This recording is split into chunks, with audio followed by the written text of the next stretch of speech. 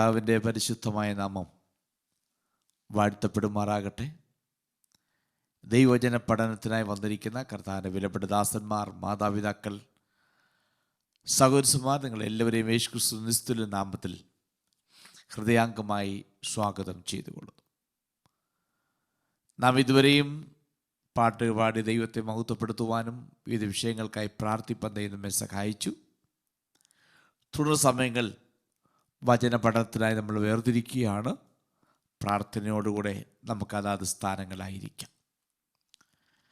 കഴിഞ്ഞ ആഴ്ചയിൽ നമ്മൾ 37-ാം അധ്യായത്തിൻ്റെ അവസാന ഭാഗം പറഞ്ഞു നിർത്തി.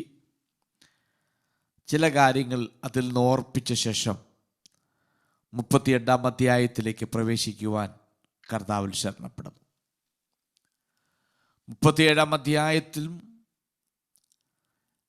ഇസ്രായേൽ ജനത്തിൻ്റെ കഷ്ടതയും അവർ നഷ്ടപ്പെട്ടു പോയ അനുഭവങ്ങളെക്കുറിച്ചെല്ലാം യഹോവയായ ദൈവം യെഹെസ്കേലിന് കാണിച്ചു കൊടുത്ത് അതിലൂടെ സംസാരിച്ചു വന്ന് യഹോവയായ ദൈവം ഒരു പുതിയ ഉടമ്പടിയിലേക്ക് കയറുന്നതായി കാണുന്നുണ്ട്. അവരായിരുന്ന ചിതറപ്പെട്ട് ലോകത്തിൻ്റെ വിവിധ ഭാഗങ്ങളിൽ ചിതറപ്പെട്ട് പോയി കിടന്ന, ആരും അറിയാത്തവരായി ശവക്കുഴിക്കകത്ത് കിടന്നവരെ തമ്പുരാൻ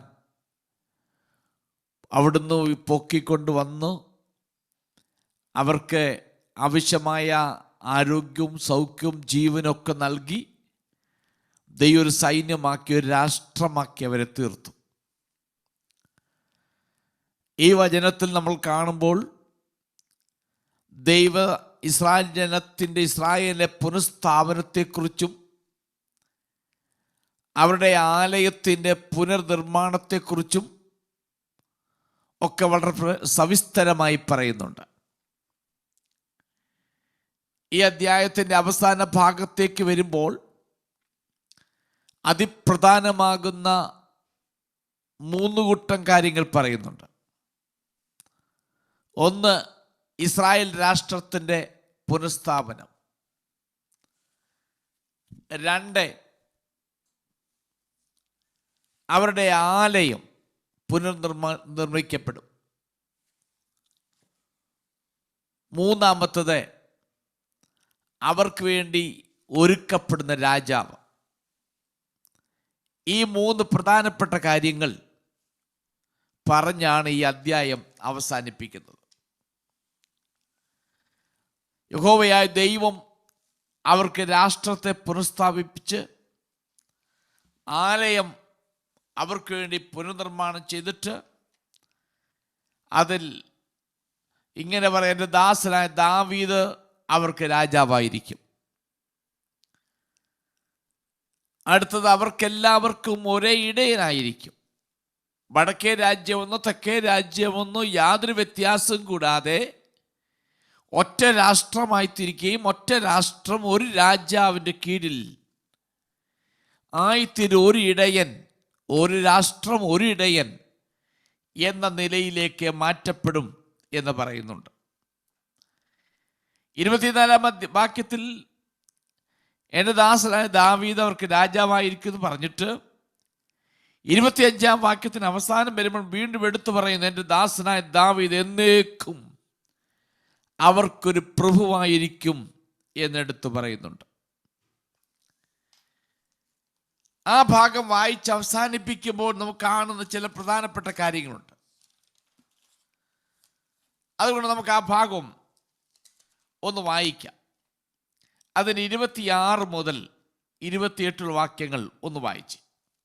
ഞാൻ അവരോട് ഒരു സമാധാന നിയമം ചെയ്യും, അത് അവർക്കൊരു ശാശ്വത നിയമമായിരിക്കും. ഞാൻ അവരെ ഉറപ്പിച്ച് പെരുക്കി അവരുടെ നടുവിൽ എന്റെ വിശുദ്ധ മന്ദിരത്തെ സദാകാലത്തേക്കും സ്ഥാപിക്കും.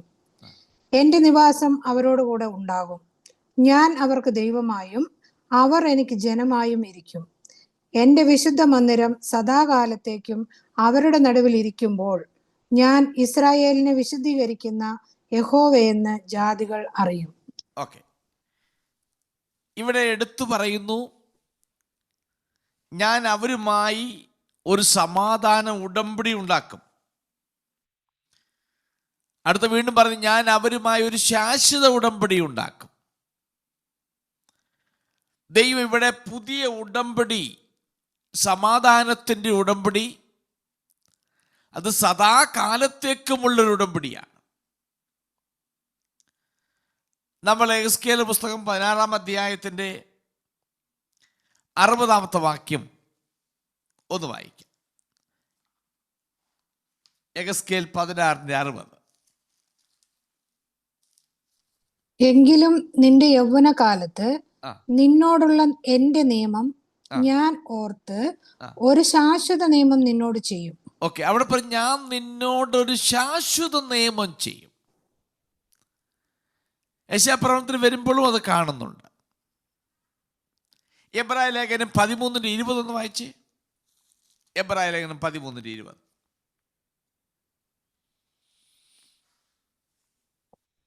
നിത്യ നിയമത്തിന്റെ രക്തത്താൽ ആടുകളുടെ വലിയ ഇടയനായ നമ്മുടെ കർത്താവായ യേശുവിനെ മരിച്ചവരുടെ ഇടയിൽ നിന്ന് മടക്കി വരുത്തിയ സമാധാനത്തിന്റെ ദൈവം നിങ്ങളെ അവന്റെ ഇഷ്ടം ചെയ്യുവാൻ തക്കവണ്ണം എല്ലാ നന്മയിലും യഥാസ്ഥാനപ്പെടുത്തി തനിക്ക് പ്രസാദമുള്ളത് യേശുക്രിസ്തു മുഖാന്തരം നമ്മിൽ നിവർത്തിക്കുമാറാകട്ടെ.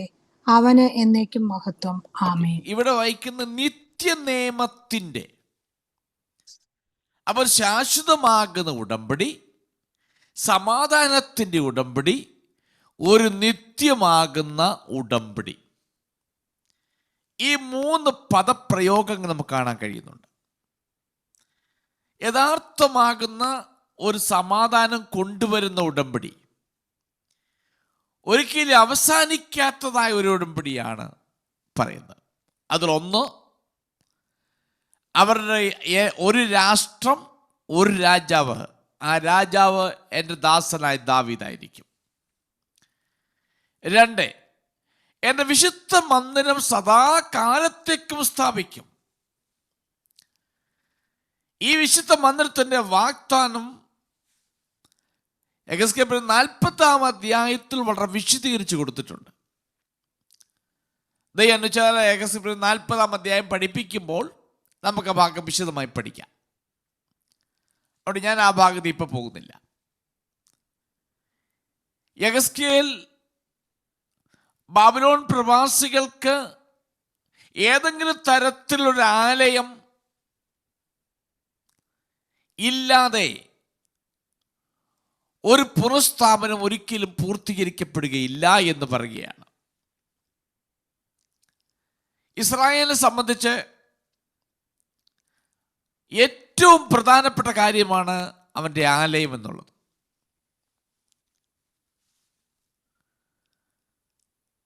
അവർ പ്രവാസത്തിലേക്ക് പോയപ്പോൾ ആലയം പൂർണ്ണമായി നശിപ്പിക്കപ്പെട്ടു.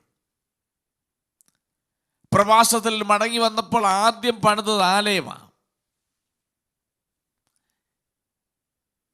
AD 70 പൂർണ്ണമായും ആലയം നഷ്ടപ്പെട്ടു പോയി, തകർന്നു പോയി. അതിനുശേഷം ചിതറപ്പെട്ടു പോയ സ്ഥാനങ്ങളിലെല്ലാം അവർ ആലയമല്ല പണിതത്, അവർ സിനഗോഗുകളാണ് പണിതത്. ഇപ്പോഴും സ്വതന്ത്ര രാഷ്ട്രമായി തീർന്നിട്ടും ഇന്നും അവർക്ക് ആലയമായിട്ടില്ല. ഇന്നും സിനഗോഗുകളിൽ അവർ പ്രാർത്ഥിക്കുന്നു. എന്നാൽ ഇവിടെ യഹോവയുടെ വചനത്തിലൂടെ അവർക്ക് കൊടുക്കുന്ന ഒരു പ്രമാണം, ഒരു വാഗ്ദത്തമാണ്, ഞാൻ എൻ്റെ വിശുദ്ധ മന്ദിരം സദാകാലത്തേക്കും സ്ഥാപിക്കപ്പെടും. വിശുദ്ധ മന്ദിരത്തിൻ്റെ ഒരു വാഗ്ദത്തം ഇവിടെ ശേഷിക്കുന്നുണ്ട്. ദൈവം ഇവിടെ അവരെ നഷ്ടപ്പെട്ട രാജ്യത്തിൻ്റെ പുനഃസ്ഥാപനവും അവിടെ ആലയത്തിന് പുനർനിർമ്മാണവും അവരെ ഭരിക്കുന്ന രാജാവിനെ കുറിച്ചുള്ളതുമായ പ്രവചനം പറയുന്നുണ്ട്. അവർ രാഷ്ട്രം സ്ഥാപിക്കപ്പെട്ടു, ഭരിക്കുവാൻ ഭരണകർത്താക്കളുണ്ട്. ഇപ്പോൾ ഇനിയും ആലയത്തിന് പണിക്ക് വേണ്ടിയൊന്നും ആയിട്ടില്ല. അവർ അതിനു വേണ്ടിയുള്ള ശ്രമത്തിൽ നടന്നുകൊണ്ടിരിക്കുകയാണ്. എന്നാൽ ഈ പ്രവചനം പറയപ്പെടുന്നത് വരുവാൻ പോകുന്ന ഒരു പുനഃസ്ഥാപനത്തെക്കുറിച്ചാണ്. ഇപ്പോൾ നാം സംഭവിക്കാൻ പോകുന്ന ആലയപ്പണി ഇതിനകത്ത് ഉൾപ്പെടുത്തുമെങ്കിലും വരുവാൻ പോകുന്ന ഇസ്രായേലിൻ്റെ പുനഃസ്ഥാപനവും അന്നാണ് ഒരു രാഷ്ട്രം എൻ്റെ ദാസനായ ദാവീദ് രാജാവാകുന്ന മശിഹയുടെ വാഴ്ചയെക്കുറിച്ചാണ് പറയുന്നത്. മശിഹയുടെ വാഴ്ച, അതിനെക്കുറിച്ച് നമ്മൾ പലവട്ടം വിശദീകരിച്ച് പറഞ്ഞതാണ്. ഇത് സംഭവിക്കാൻ പോകുന്നതാണ്. മശിഹയ വാഴ്ച ഈ ഭൂമിയിൽ സംഭവിക്കുമ്പോൾ ദൈവത്തിന് സാന്നിധ്യം സദാകാലവും അവരുടെ ഇടയിൽ തന്നെയായിരിക്കും. എന്നേക്കുമായിട്ട് ആലയം ആലയം സ്ഥാപിക്കപ്പെടും. അത് വിശുദ്ധ മന്ദിരത്തെക്കുറിച്ചുള്ളതാണ്. ഈ പുനഃസ്ഥാപനങ്ങളും പുനർനിർമ്മാണങ്ങളും ഒക്കെ സംഭവിക്കുമ്പോൾ ആ കാലഘട്ടത്തിൽ ഇസ്രായേലിനെ കഷ്ടപ്പെടുത്തുന്ന, ഇസ്രായേലിന്റെ കഷ്ടം കണ്ടിട്ടുള്ള ജാതികൾക്ക് മനസ്സിലാകും ഇസ്രായേലിന്റെ ദൈവമായ യഹോവയുടെ ശക്തി അതാരാണെന്ന്. ജാതികളുടെ ഇടയിൽ ദൈവത്തിന് നാമം ദൈവം വെളിപ്പെടുത്തും. അത് പറഞ്ഞാണ് ആ അധ്യായം അവസാനിപ്പിക്കുന്നത്. യഹോവ ആരാണെന്ന് ചുറ്റുമുള്ള ജാതികൾ കാണത്തക്ക നിലയിൽ ആ കാലഘട്ടത്തിൽ ജീവിക്കുന്ന ജാതീയ രാഷ്ട്രങ്ങൾ കാണത്തക്ക നിലയിൽ ദൈവം തൻ്റെ പ്രവൃത്തി ചെയ്യും എന്ന് വളരെ വ്യക്തമായി ഈ ഭാഗത്ത് രേഖപ്പെടുത്തിയിരിക്കുന്നു. ഇതുവരെയും ആലയത്തിന് പണി നടന്നിട്ടില്ല. ഇപ്പോഴത്തെ ഇസ്രായേൽ രാഷ്ട്രം ആലയപ്പണിക്ക് വേണ്ടിയുള്ള എല്ലാ സാധനങ്ങളും ക്രമീകരിച്ചിട്ടുണ്ട്. അവർക്ക് സ്ഥലം ലഭിച്ചിട്ടില്ല, അതിന് പേര് നിലനിൽക്കുന്നു. എന്നാൽ അതൊന്നും നിലനിൽക്കുന്ന ഒരാലയമായിട്ടല്ല കാണുന്നത്, താൽക്കാലികമാണ്. എന്നാൽ നിലനിൽക്കുന്നതായ ഒരാലയപ്പണി നടക്കും, അത് വരുവാനിരിക്കുന്നതാണ്. അതുകൊണ്ട് ആ പ്രവചന നിവൃത്തി നമുക്ക് കാണണമെങ്കിൽ ദൈവജനത്തിൻ്റെ പ്രമാണങ്ങളെ മുറുകെ പിടിച്ച് അത് പ്രകാരം മുന്നോട്ട് പോകിയാൽ നമുക്ക് നിശ്ചയമായും അതിലനുഭവിക്കുവാനും സന്തോഷിക്കുവാനും സാധിക്കും എന്ന് പറഞ്ഞുകൊണ്ട് ഞാൻ ഈ ഭാഗം നിർത്തുന്നു. നമുക്ക് 38-ാം അധ്യായത്തിലേക്ക് നമുക്ക് പ്രവേശിക്കാം. 38-ാം അധ്യായം വളരെ പ്രധാനപ്പെട്ട അധ്യായങ്ങളൊന്നാണ്. ഗോഗ് എന്ന് പറയുന്ന ഒരു ഭരണാധികാരിക്കെതിരെയുള്ള പ്രവചനമാണ്. ഇത് ഇതുവരെ നിവർത്തീകരിക്കപ്പെട്ടിട്ടില്ല. ഇത് നിവർത്തിക്കപ്പെടുവാൻ പോകുന്നതേ ഉള്ളൂ. ഇസ്രായേലിനെ ആക്രമിക്കുവാൻ ഗോഗിന്റെ നേതൃത്വത്തിൽ സംഭവിക്കുന്ന ഒരു സംഘട്ടനത്തെക്കുറിച്ചാണ് അധ്യായത്തിൽ പറയുന്നത്. ഒരു യുദ്ധത്തെക്കുറിച്ച്. ദൈവം ഇടപെടുകയും അതിനെ നശിപ്പിക്കുകയും ചെയ്യും. ഈ അധ്യായം ഒരു സൈഡിൽ ദൈവിക ന്യായവിധിയുടെയും മറു സൈഡിൽ ദൈവിക സംരക്ഷണയുടെയും ഒരു പ്രവചന ഭാഗമാണിത്. കൂടാതെ എല്ലാ രാജ്യങ്ങളുടെ മേലും ഉള്ള യഹോവയായ ദൈവത്തിൻ്റെ പരമാധികാരത്തെക്കുറിച്ചും ദൈവത്തിൻ്റെ അധികാരികമായിരിക്കുന്ന വിഷയത്തെക്കുറിച്ചും ദൈവത്തിൻ്റെ ശക്തിയെക്കുറിച്ചും ദൈവത്തിൻ്റെ മഹത്വത്തെക്കുറിച്ചും വെളിപ്പെടുത്തുന്ന ഒരു അധ്യായമാണിത്. ക്രൈസ്തവ ലോകത്തിൽ ഏറ്റവും അധികം ആളുകൾ ഇഷ്ടപ്പെടുകയും പഠിക്കുകയും എന്നാൽ തെറ്റായി വ്യാഖ്യാനിക്കപ്പെടുകയും ചെയ്യുന്ന പല പദപ്രയോഗങ്ങളും ഇതിനകത്തുണ്ട്. നമ്മൾ പഠിച്ചു പോകുമ്പോൾ പതുക്കെ പതുക്കെ അതെന്തൊക്കെയാണ് തെറ്റിദ്ധരിക്കപ്പെട്ടിരിക്കുന്നത് നമുക്ക് മനസ്സിലാക്കാൻ കഴിയും. പ്രത്യേകിച്ച് ഈ ദിവസങ്ങളിൽ ഇസ്രായേൽ യുദ്ധങ്ങൾ നടക്കുമ്പോൾ നമ്മുടെ ആളുകൾ പലരും ഈ ഭാഗങ്ങൾ ഉദ്ധരിച്ച് ഒരുപാട് മെസ്സേജുകൾ, ക്ലാസ്സുകളൊക്കെ നടത്തിയിട്ടുണ്ട്. എന്നാൽ അതിനിരിക്കുന്ന വശങ്ങളിലേക്കൊന്നും ഞാൻ പോകുന്നില്ല. എന്നാൽ ഈ വചനം എന്ത് പഠിപ്പിക്കുന്നു അത് മാത്രമേ എനിക്കതിനകത്ത് പറയാനുള്ളൂ. നമുക്കതുകൊണ്ട് 1 മുതൽ 3 വരെയുള്ള വാക്യങ്ങൾ ഒന്ന് വായിക്കാം. യഹോവയുടെ അരുളപ്പാട് എനിക്കുണ്ടായത് എന്തെന്നാൽ, മനുഷ്യപുത്ര, രോഷ്, മേശക്, തൂബൽ എന്നിവയുടെ പ്രഭുവായി മാഗോഗ് ദേശത്തിലെ ഗോഗിന്റെ നേരെ നീ മുഖം തിരിച്ച് അവനെക്കുറിച്ച് പ്രവചിച്ചു പറയേണ്ടത്, യഹോവയായ കർത്താവ് ഇപ്രകാരം അരുളി ചെയ്യുന്നു: രോഷ്, മേശക്, തൂബൽ എന്നിവയുടെ പ്രഭുവായ ഗോഗേ, ഞാൻ നിനക്ക് വിരോധമായിരിക്കുന്നു. ഓക്കെ, ഈ അധ്യായം ആരംഭിക്കുമ്പോൾ തന്നെ 3 സ്ഥലങ്ങൾ പറയുന്നുണ്ട്. രോഷ്, മേശക്, തൂബൽ എന്നിവയുടെ പ്രഭുവായിരിക്കുന്ന മാഗോഗ് ദേശത്തിലെ ഗോഗേ എന്ന് പറഞ്ഞാണ് ആ അധ്യായം ആരംഭിക്കുന്നത്. അവനെതിരെയാണ് ദൈവത്തിൻ്റെ മുഖം. അപ്പൊ മാഗോഗ് ദേശം എന്ന രാഷ്ട്രത്തിലെ ഭരണാധികാരിയായിട്ട് ആണ് ഈ ഗോഗിനെ ഇവിടെ ചിത്രീകരിക്കുന്നത്. എന്നാൽ ദൈവം മാഗോഗ് ദേശത്തിനെതിരായി മുഖം തിരിച്ചിരിക്കുക. നമ്മൾ 37-ാം അധ്യായത്തിൽ ഒരു രാഷ്ട്രത്തിൻ്റെ പുനഃസ്ഥാപനത്തെക്കുറിച്ചും ആലയത്തിൻ്റെ പുനർനിർമ്മാണത്തെക്കുറിച്ചും അവിടെ ഭരിക്കാൻ പോകുന്ന ഏക രാജാവിനെ കുറിച്ചൊക്കെ പറഞ്ഞ് അവസാനിപ്പിക്കുമ്പോൾ 38-ാം അധ്യായത്തിലേക്ക് വരുമ്പോൾ ദൈവത്തിൻ്റെ മുഖം പ്രതികൂലമായി തിരിഞ്ഞിരിക്കുന്ന ഒരു നേതാവിനെ കുറിച്ചും അവനോട് സഖ്യകക്ഷികളായിരിക്കുന്നവരെ കുറിച്ചുമുള്ളൊരു പ്രവചനമാണ്. ഇവിടെ മേശക്, തൂബൽ,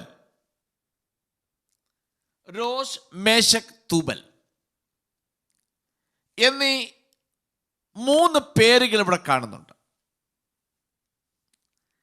ഇവരാരാണെന്നോ വേദപണ്ഡിതന്മാരുടെ അഭിപ്രായത്തിൽ ഉൽപ്പത്തി പുസ്തകം 10-ാം അധ്യായത്തിൽ 2-ാമത്തെ വാക്യം ഒന്ന് വായിച്ച്. Genesis chapter 10 verse 2. യാഫത്തിന്റെ പുത്രന്മാർ ഗോമർ, Magog, Madai, യാവാൻ, Tubal, Meshach. Okay, ഇത് നോഹയുടെ പുത്രന്മാരുടെ സന്താന പരമ്പരയെക്കുറിച്ചാണ് പറയുന്നത്. അതിൽ ഷേം, ഹാം, യാഫത്ത് എന്ന് 3 ആൺമക്കളായിരുന്നു നോഹയ്ക്കുണ്ടായിരുന്നത്. അതിൽ 3-ാമത്തവൻ്റെ തലമുറയിൽപ്പെട്ടവരാണ് ഇവിടെ വായിച്ച മേശക്ക്, തൂബൽ എന്ന് പറയുന്ന 2 രാജ്യങ്ങൾ. അവരുടെ കുടുംബത്തെക്കുറിച്ചാണ് ഈ 2 രാജ്യങ്ങളെക്കുറിച്ച് പറയുന്നത്. മേശക്ക്, തൂബൽ.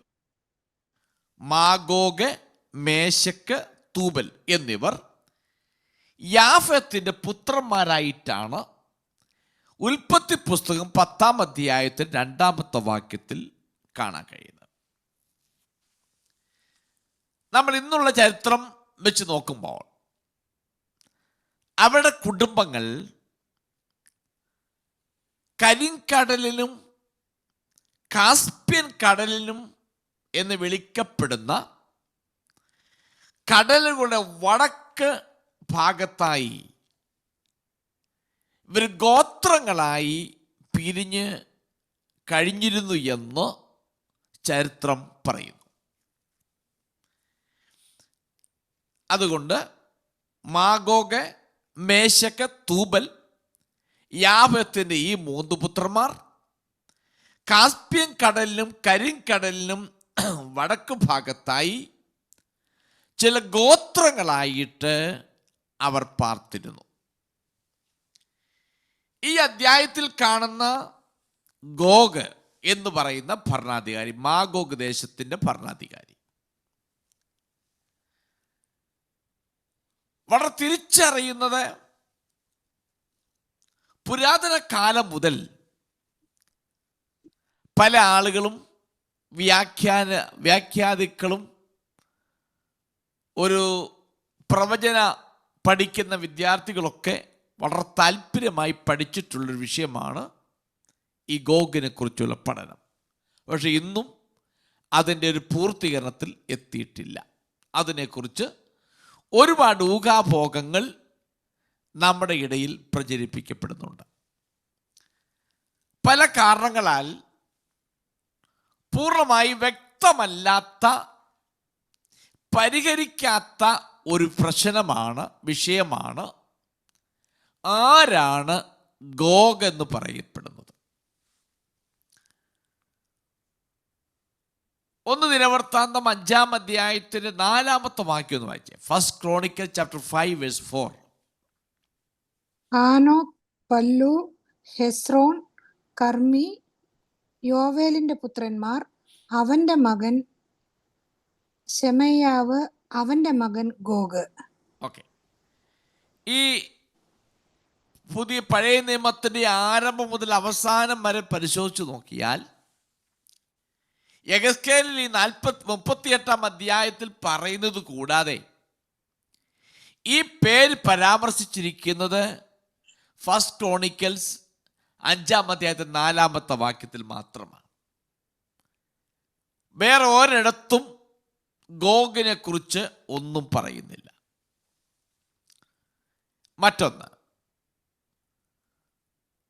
ഗോഗ് പൂർണ്ണമായും ഇസ്രായേലിന്റെ വിചിത്രമായ ഒരു ശത്രുവായിട്ടാണ് യെഹെസ്കേൽ പ്രവചനത്തിൽ രേഖപ്പെടുത്തിയിരിക്കുന്നത്.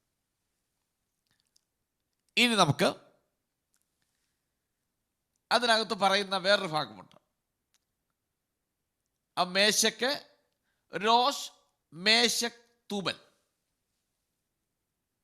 മേശക്ക്, തൂബലും മാഗോഗ് നമ്മൾ കണ്ടു കഴിഞ്ഞു. അത് ആരാണെന്ന് കണ്ടു കഴിഞ്ഞു. ഇനി രോഷ്, ഇംഗ്ലീഷിൽ എനിക്ക് തോന്നുന്നു റോഷ് എന്നാണ് കൊടുത്തേക്കുന്നത് എന്ന പദം,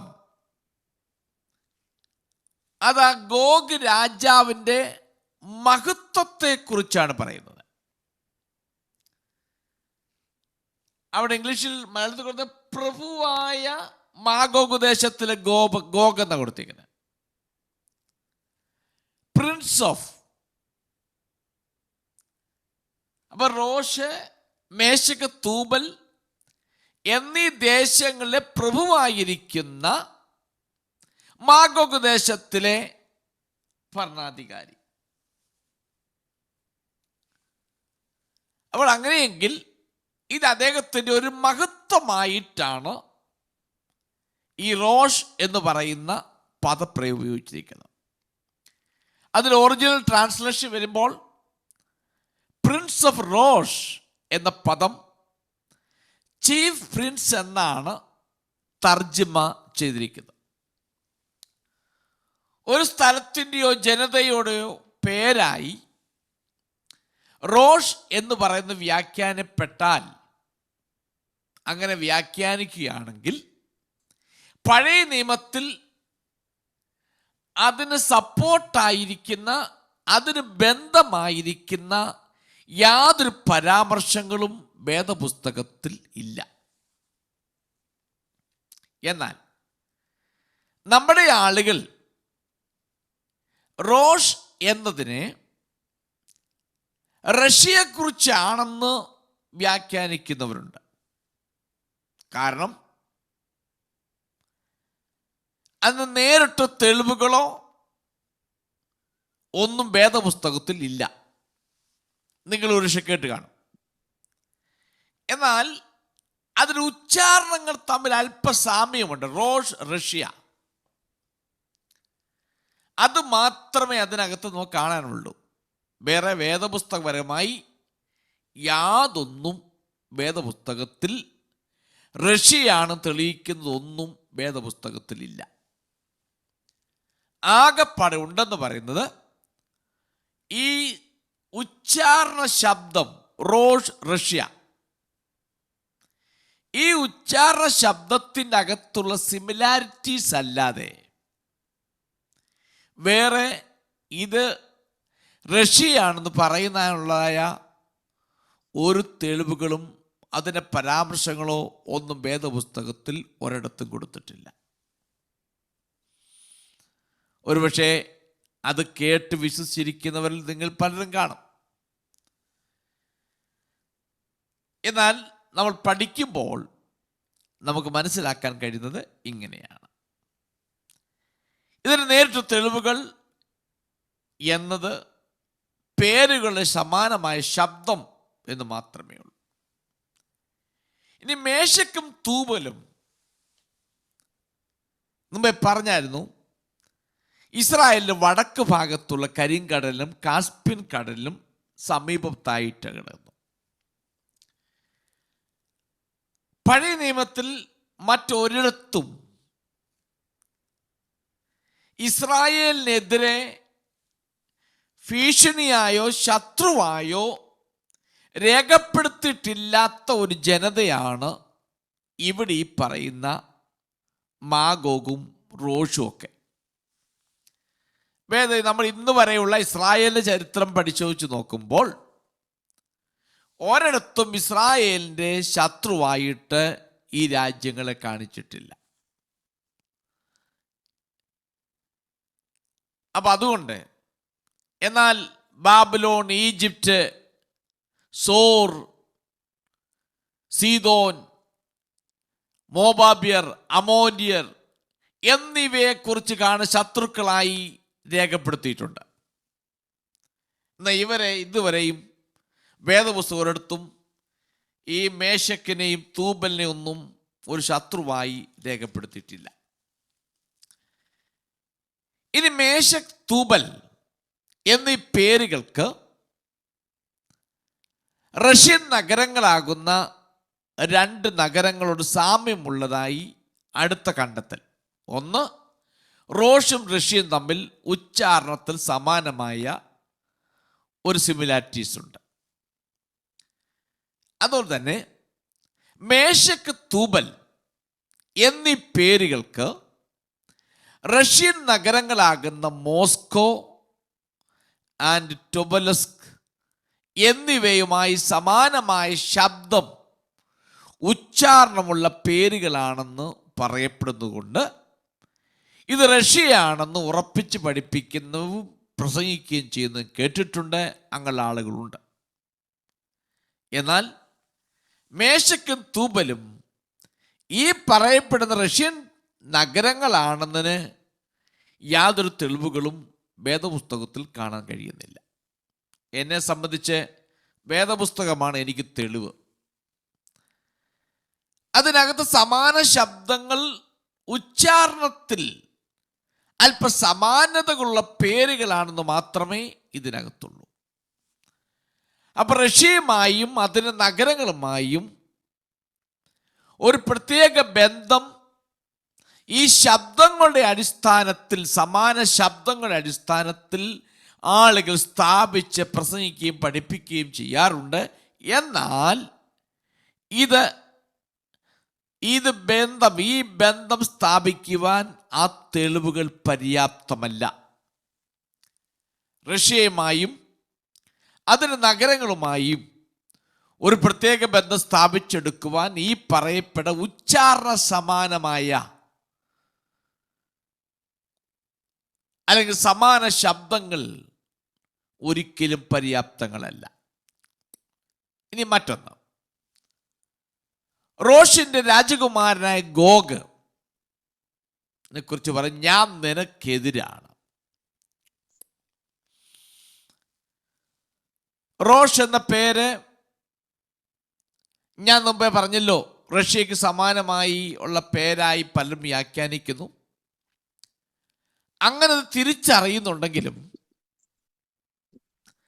ആ തിരിച്ചറിയാവുന്ന ഒരു കാര്യം, നമുക്ക് ഇതിനോട് മനസ്സിലാക്കാൻ കഴിയുന്ന ഒരു കാര്യം, ഗോഗിനെയും റോഷിനെയും കുറിച്ച് നമുക്കറിയാവുന്ന കാര്യങ്ങളുമായി നമുക്കൊന്ന് പൊരുത്തപ്പെടുത്താൻ കഴിയും.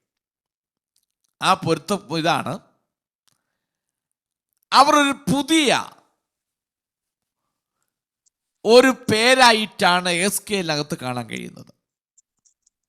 പഴയ നിയമത്തിൽ ഒരിടത്തും പേര് പറയാത്ത ഒരു ശത്രുവാണെന്ന് ഈ ഭാഗത്ത് രേഖപ്പെടുത്തിയിരിക്കുന്നു. അല്ലാതെ ഇവർ റഷ്യയാണെന്നോ റഷ്യ ഭരിക്കുന്നവരെ കുറിച്ചാണെന്നോ ഇല്ലെങ്കിൽ റഷ്യയുടെ 2 നഗരങ്ങളെ കുറിച്ചാണെന്നോ ഒന്നും നമുക്ക് തെളിയിക്കാൻ കഴിയത്തില്ല.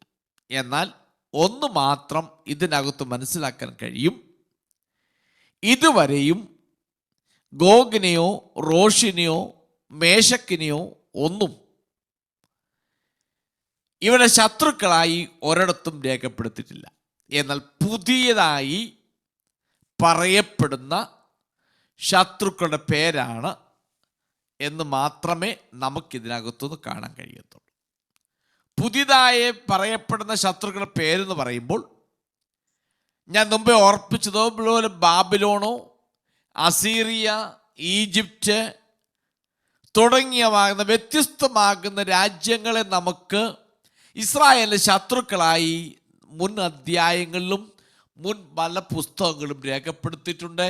എന്നാൽ ഇവരെക്കുറിച്ച് അത് രേഖപ്പെടുത്തിയിട്ടില്ല. ഇനി അതുകൊണ്ട് ഈ ഭരണാധികാരിയായ ഗോഗ് ഒന്നിലധികം, എന്നാൽ ഒന്ന് മാത്രം നമുക്ക് മനസ്സിലാക്കാം.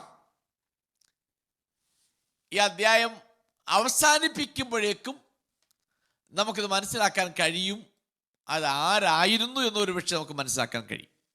എങ്കിലും നമുക്ക് ആ പഠനത്തിലേക്ക് നമുക്ക് പോകാം.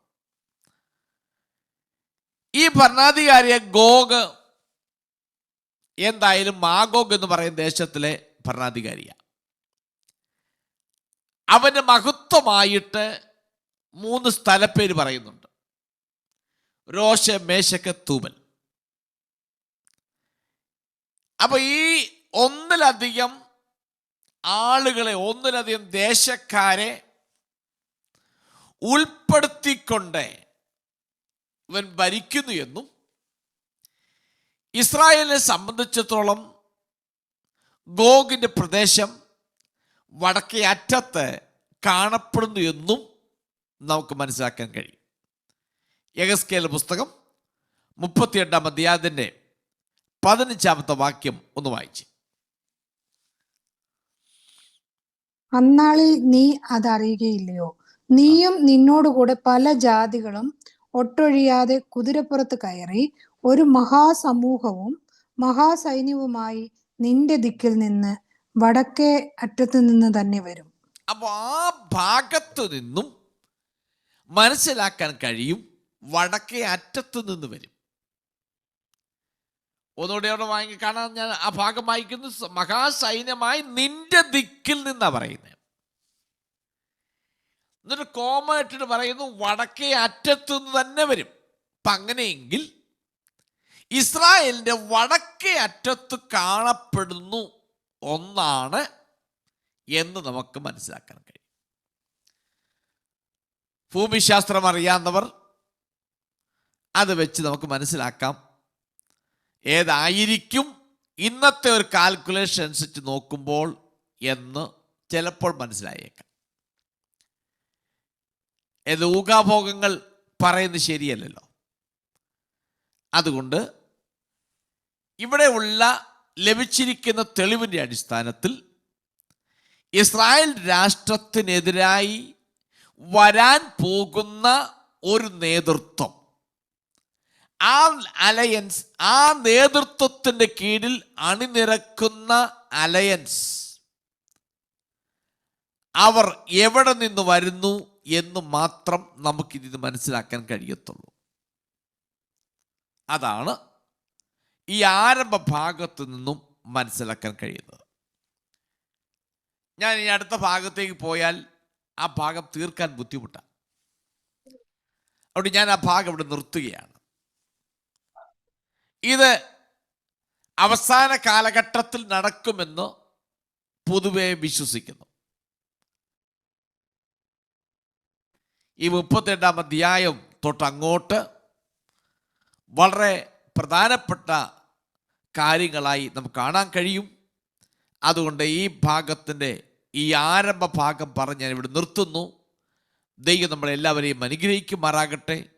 അതുകൊണ്ട് നമ്മളെ ഏൽപ്പിച്ചിരിക്കുന്ന സ്ഥാനങ്ങളിൽ വിശ്വസ്തരായി ദൈവത്തിന് കൊള്ളാൻ തരം ജീവിപ്പാൻ ദൈവം നമ്മെ സഹായിക്കട്ടെ എന്ന് പറഞ്ഞുകൊണ്ട് വാക്കുകൾ നിർത്തുന്നു. ദൈവം നിങ്ങളെല്ലാവരെയും അനുഗ്രഹിക്കുമാറാകട്ടെ.